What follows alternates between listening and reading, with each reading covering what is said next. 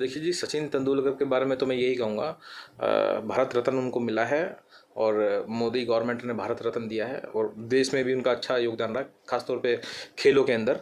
लेकिन किसानों को लेकर जो वो ट्वीट कर रहे हैं वो उनकी क्षमता के बाहर है। और ये कोई क्रिकेट का गेम नहीं है कि यहाँ पर आए और उन्होंने चौके छक्के मार दिए या 99 पे अपना विकेट डाउन करा लिया।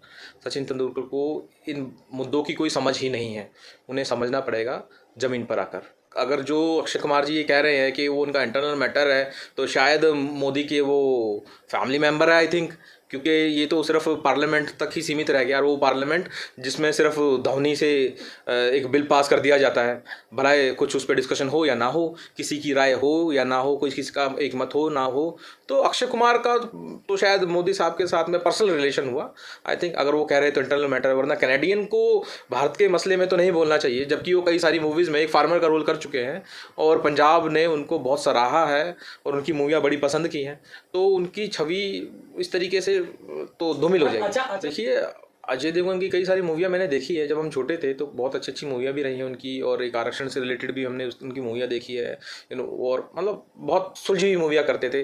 लेकिन शायद आजकल उनके पास कोई काम रह नहीं गया है, तो उन्होंने भी पॉलिटिक्स का रुख कर लिया है, और वो पॉलिटिक्स जो कि बहुत नेगेटिव वे में जा रही है। जब इंटरनेशनल प्रेशर जब गवर्नमेंट पर पड़ेगा और यूएन का भी इसमें दखल अंदाज होगा, तो गवर्नमेंट तो कहेगा ना, एक्सटर्नल अफेयर तो अपना पल्ला झाड़ेगा कि भाई हमारा इंटरनल मैटर है।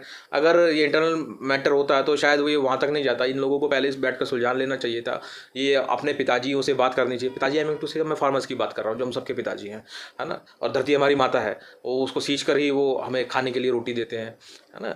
तो बैठकर डिस्कशन करना चाहिए था, उनको समझनी चाहिए थी बात सीरियसली। एक तो रिहाना से ज़्यादा मैं मियाँ खलीफा को रिगार्ड करता हूँ, क्योंकि वो जो महिलाएं हैं, वो जो वुमेंस हैं, जिस तरीके के प्रोफेशन में है, इंडिया में तो प्रोफेशन एक्सेप्टेड ही नहीं है एक्चुअली। और वो जाहिर सी बात है कभी होगा भी नहीं, और वो उनके ट्वीट को नहीं समझ पाएंगे, क्योंकि रिहाना जो ह्यूमन राइट्स नेटवर्क पे काम करते हैं, और आज के दौर में भारत में जो ह्यूमन राइट्स का जो वॉयलेशन जो हो रहा है, और ख़ासतौर पे फार्मर्स के साथ में भी रिसर्च चल रहा है, और SC STs के साथ में तो पिछले दशकों से चल रहा है, तो उनका करना कोई जायज़ है, कोई नाजायज़ नहीं है। और मियाँ खलीफा बोलते हैं तो उनका स्वागत है, भैया कीजिए, ट्वीट कीजिए, लेकिन संवेदनाएं भी बना कर रखिए भारत की जनता के प्रति। और आपने एक सेकंड लेडी का नाम लिया, वो कंगना रनावत, वो क्या करते हैं कंगना रनावत? वो पता नहीं है, वो एक बॉलीवुड की एक अभी बॉलीवुड की स्टार है जिन्होंने बनाई है। Okay, yes, this is the right question actually, कि she is the Bollywood star and she doesn't know how to do farming.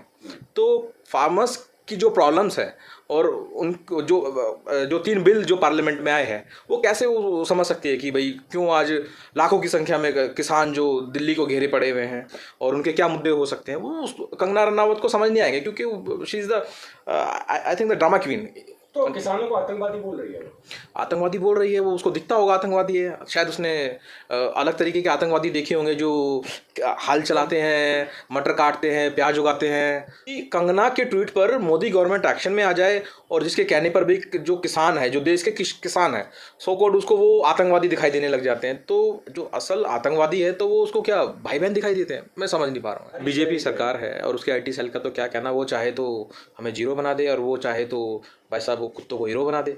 IT cell का तो ये हाल है, जो अपोजिशन के बहुत बड़े लीडर हैं वो उनको पप्पू बोल बैठते हैं। मुझे समझ नहीं आता कि जबकि वो इतने संवेदनशील और इतने मोरलिस्टिक पर्सन है ना। तो IT सेल के बारे में तो मैं यही कहूँगा कि अंधों में काना राजा। देखिए साहब, मैं तो यही कहूँगा, शायद बॉलीवुड में लॉकडाउन के बाद इतनी क्षमता रह नहीं गई है, और वो हाँ झेल सके, अब उस सदमे से उभर सके। डिमोनेटाइजेशन हो गया, ठीक है, और नोटबंदी हो गई, GST इम्प्लीमेंट हो गया, है ना, लॉकडाउन हो गया, और बेरोजगारी इस लेवल पे फैल चुकी है इस देश के अंदर। तो मुझे ऐसा लगता है कि बॉलीवुड के पास कोई खास काम रह नहीं गया उनके सेक्टर में। वो पॉलिटिक्स की तरफ रुख कर रहे हैं, लेकिन दुर्भाग्यवश वो नेगेटिव पॉलिटिक्स की तरफ रुख कर रहे हैं, और देश में क्या आम आदमी को चाहिए वो समझ नहीं पा रहे हैं। इसलिए वो ट्वीट पे ट्वीट करे जा रहे हैं और उलझुल बातें कर रहे हैं। जिस देश में बड़े बड़े आंदोलन खड़े हुए हैं, मैं गांधी से लेकर जयप्रकाश नारायण की भी बात करूंगा, है ना, अन्ना हजारे का आंदोलन उनमें से एक है, सुभाष चंद्र बोस जी का आंदोलन उनमें से एक है। वो उन आंदोलनों को कैसे नकार सकते हैं, और किस तरीके से ये लोग कह सकते हैं कि जो किसान आंदोलन है वो एक मतलब कि उसमें युवा ना जाए, जबकि ये आंदोलन की डिमांड है। जब महात्मा गांधी ने सत्याग्रह आंदोलन स्टार्ट किया था, स्वदेशी आंदोलन स्टार्ट किया था, तो सबसे पहले युवा ही थे उस आंदोलन में अपने विदेशी कपड़े जलाने के लिए या विदेशी टोपियाँ जलाने के लिए। तो आज के युग में जब फार्मर्स के साथ में एक युवा खड़ा होता है, खासतौर पर पढ़ा लिखा युवा खड़ा होता है, तो वो क्या मोरल तोड़ना चाहते हैं उन युवाओं का? एक सवाल मेरा ये है गवर्नमेंट से, ऐसा नहीं करना चाहिए, बड़ी शर्म की बात है, क्योंकि आंदोलनों से तो बीजेपी गवर्नमेंट भी निकल कर आई है और उनको इस बात पर थोड़ा सा समझना चाहिए।